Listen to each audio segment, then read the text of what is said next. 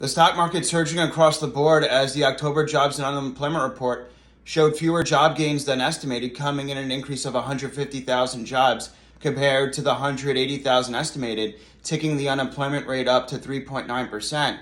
Although that shows that the job market is cooling a little bit, which is a downside, this is unfortunately what the Federal Reserve wants to see. They want to see slower labor market growth in their efforts to cool down inflation. As a result, the stock market's popping today. The Dow and S&P are having their longest daily win streak since June, and their best weeks. The S&P and Nasdaq are having their longest daily win streak since June and their best weeks of the year.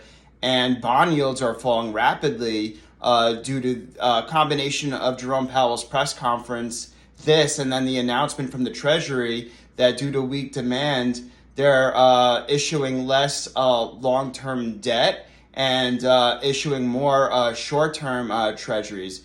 So that's helping bond yields fall, which is good for the bond market as well. And then Apple released their earnings last night, and although their iPhone sales were remarkable, this is Apple's fourth straight quarter of declining revenue, and they issued a little bit of weak guidance for the next quarter, and as a result, Apple stock is down about 1%. If Apple reported honestly better earnings, I think the market would do even better than this. But either way, last week I thought there was a lot of fear in the markets when I did some buying on Thursday, and now I'm pretty happy I did, considering the fall in bond yields and the rise in the stock market and Jerome Powell's more dovish than expected speech. And in my opinion, especially with this jobs report now, that the unemployment rate is ticking up now to about 3.9%. And we also have good labor force participation at 62.7%.